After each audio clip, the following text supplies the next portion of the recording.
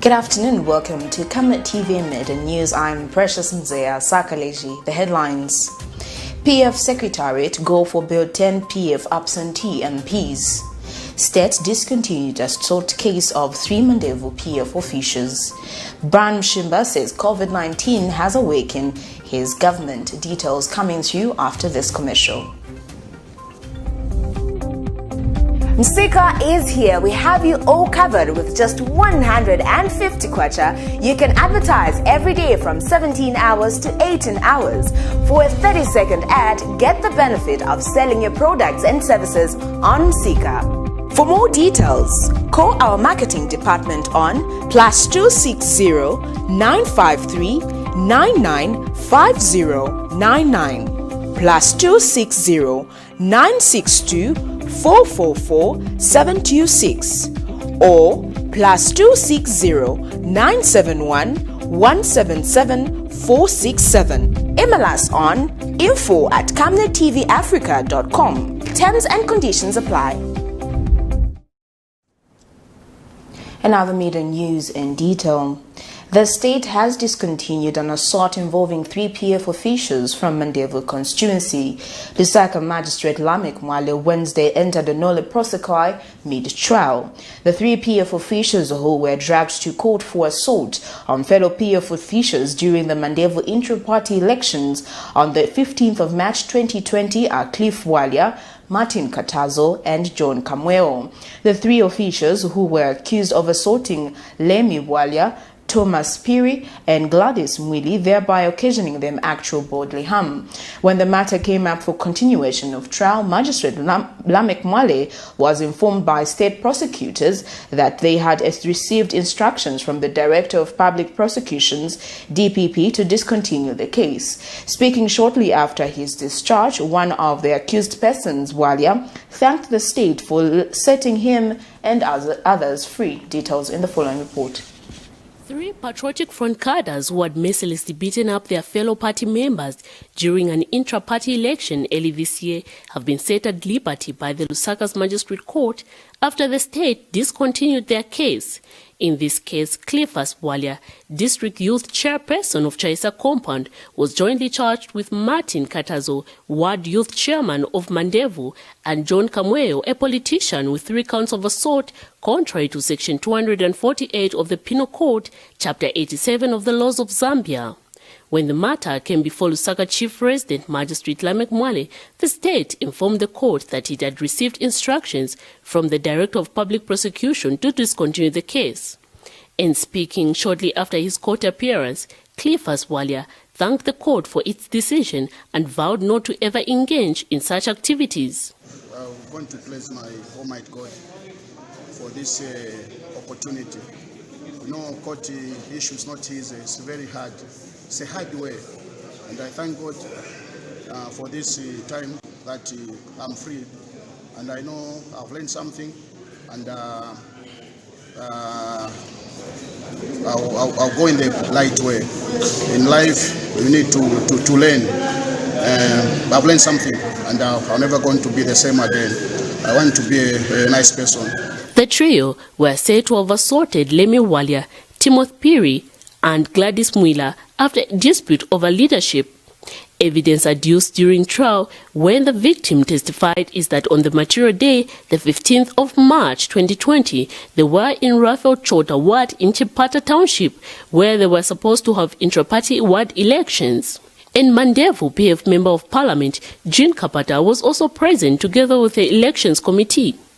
Lemi Walia, the victim, had testified that while he was inside, his supporters who were supposed to vote for him were stopped from entering by 2 of the accused persons.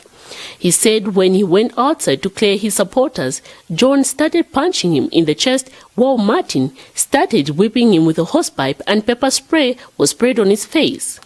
He told court that he was later led into the elections hall where Kapata and the elections committee members started discussing whether the polls should proceed or not. Meanwhile, the defense lawyer said this. We are defense counsel for Cliff Walia and others, so the matter was scheduled for continuation of trial today, and the state has since entered a nolle and as the law regarding annual is too well settled to be a subject of controversy, I'm sure we wouldn't make any statement to that effect, but we are glad that the state has used its discretion judiciously, and as such we look forward to many more of such cases on better grounds such as the one in Castle being entered. So as Defense Council we are glad. Miriam Kemba reporting for Camnet TV News in Lusaka. In other news, the Lusaka City Council LCC through the Department of Housing and Social Services have embarked on a 3-day training workshop on 102 facilitators and ward development committee members in the prevention of COVID-19 pandemic. Acting Assistant Director of Housing and Social Services, Hanson Chishimba, says the program is aimed at supplementing the central government's effort in fighting the disease. Mr. Chishimba states that while government is doing all it can to end the pandemic, every effort from other stakeholders is cardinal. As of 15th October 2020, Zambia had over 15,000 COVID-19 cases, which the LCC department says presents a crisis for poor communities, hence the need to ensure that people are equipped with knowledge on preventing the disease. The trained wards development committee member and 120 facilitators are expected to enhance COVID-19 emergency response and recovery in communities. The group is members, so we want to share information on COVID-19. So what we are looking at is basically what is COVID-19, how are the members coping with COVID-19, how has it affected them, and so learning from the experiences that they have had, we're trying to come up with a recovery plan for the community members. So this meeting actually is just one of the many meetings that we've lined up as LCC and our partners to look at how best we're going to help our communities recover from the effects of COVID-19. And after these 5, we know it's everyone is affected. We're hoping we're going to roll it to all the 33 wards of the site. Patriotic Front PF Secretary General Davis Mwila has written to 3 PF members of Parliament who did not vote for Bill 10, resulting in its death. The MPs asked to exculpate themselves with 7 days are Elalio Musonda, Member of Parliament of Kamfinsa constituency on the Copper Belt, Frank Ngambi, Member of Parliament for Chifubo constituency also on the Copper Belt, and the recently elected Mwansabombe constituency, Kabaso Kapampi.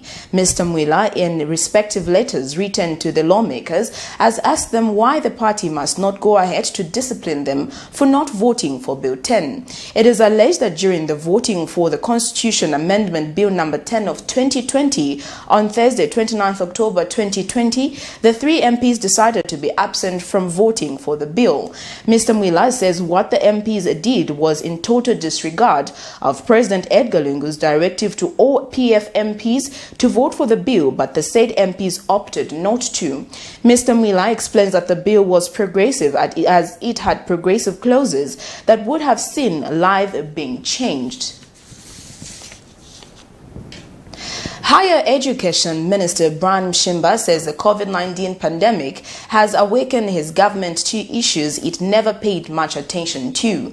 The minister explains that the research and investment in the sector was never government's priority until the disease befell on the nation. Meanwhile, Mr. MUSHIMBA has explained that the lack of investment and research in the sector was due to limited resources allocation. The minister says hence a fourth government has taken into interest in matters of research so as not to be caught napping in the future. Mr. MUSHIMBA has told Camnet TV News in an interview that he will soon be presenting proposed document to Cabinet aimed at enhancing funding towards research. That's a very important question, and you're right. The pandemic such as COVID has woken all of us up to the realization that if we do not invest in strategic research as a nation, other pandemics will come and override us. We are experiencing global warming, load shedding. It's a pandemic that I don't think we've paid enough attention to say if certain decisions were made around maybe research, maybe we should have seen this before we went into load shedding.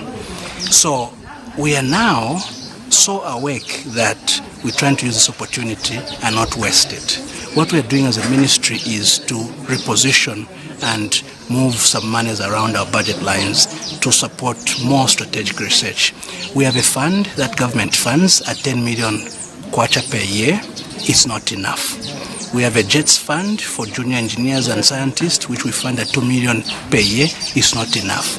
I'm taking a paper to Cabinet, which is speaking to increasing funding to strategic research, making it almost mandatory for government to commit X amount of GDP to strategic research on health, disease management, food production, energy security, all these important things that may happen tomorrow if we don't plan today. So we are aware of this. The pandemic has given us more energy to pursue this, and as a ministry, we're making sure that we put a little bit more resources to this. And you start seeing this, even in our budgets that will be presenting to Parliament, you start seeing a little bit more going into the research and the creation of obviously this strategic research fund that I'm hopeful Cabinet to approve as we take it. The Zambia Civic Education Association has urged the government to address the issue of high number of children who are out of school by upholding their right to education.